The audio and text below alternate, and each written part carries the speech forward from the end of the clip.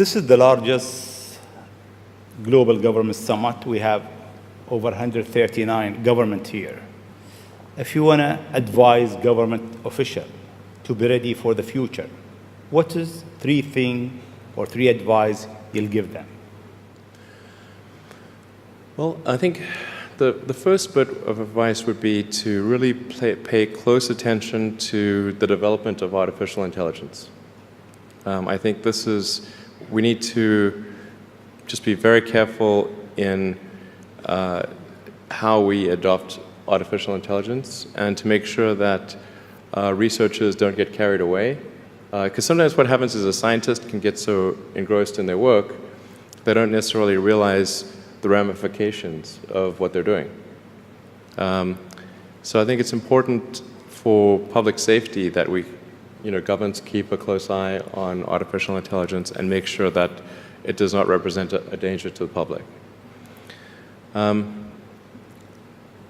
Let's see. Secondly, I would say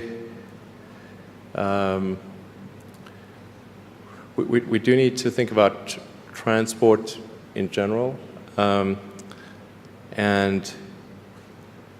there's the movement towards electric vehicles, sustainable transport. I think that's going to be good for many reasons, but again, not something that happens immediately. That'll happen slower than the self-driving vehicles. So that's probably something that happens over 30 or 40 years, the transition to electric vehicles. So thinking about that in context, the demand for electricity will increase dramatically. So currently, in terms of total energy usage in the world, it's about 1/3 electricity, about 1/3 transport, about 1/3 heating. So over time, that will transition to almost all, not all, but predominantly electricity, which means that the demand for electricity will probably triple. So it's going to be very important to think about how do you make so much more electricity.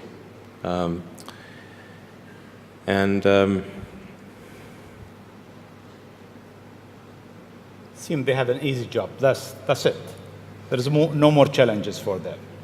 No, well, then I think maybe these things do play into each other a little bit.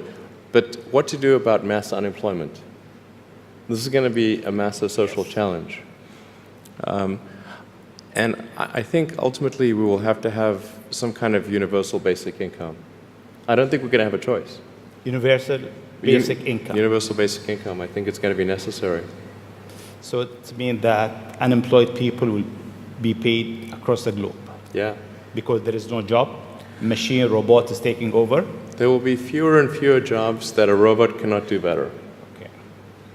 That's simply and I want to be clear that these are not things that I wish would happen. These are simply things that I think probably will happen. And if my assessment is correct and they probably will happen, then we need to say, what are we going to do about it? And I think some kind of a universal basic income is going to be necessary. Now, the output of goods and services will be extremely high. So with automation, there will come abundance. There will be almost everything will get very cheap. I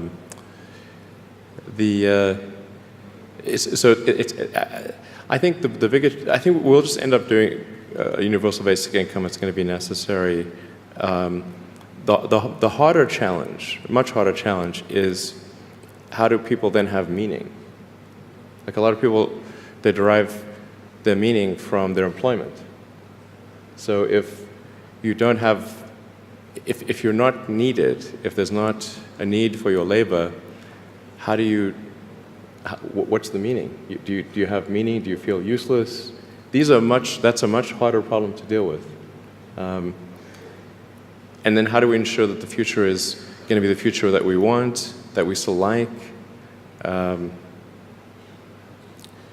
No, I mean, I do think that there's a potential path here, which is, and we're really getting into science fiction or sort of advanced science stuff, but having some sort of merger with biological intelligence and machine intelligence. To some degree, we are already a cyborg. You think of like the digital tools that you have, your phone, your computer, the applications that you have, like the fact that, as I was mentioning earlier, you can ask a question and instantly get an answer from Google or from other things. And so you already have a digital tertiary layer. I say tertiary because you can think of the limbic system, kind of the animal brain or the primal brain, and then the cortex, kind of the thinking, planning part of the brain, and then your digital self as a third layer. So you already have that, and it's like if somebody dies, their digital ghost is still around. All of their emails and the pictures that they posted and their social media, that still lives, even if if they died.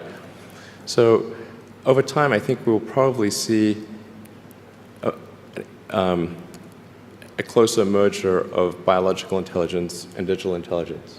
And it's mostly about the bandwidth, the speed of the connection between your brain and your the digital extension of yourself. Particularly output. And output, if anything, is getting worse. We used to have like keyboards that we'd use a lot. Now we do most of our input through our thumbs on a phone. And that's just very slow. A computer can communicate at 1 trillion bits per second, but your thumb can maybe do, 10 bits per second or 100 if you're being generous. So some high bandwidth interface to the brain, I think, will be something that helps achieve a symbiosis between human and machine intelligence, and maybe solves the control problem and the usefulness problem.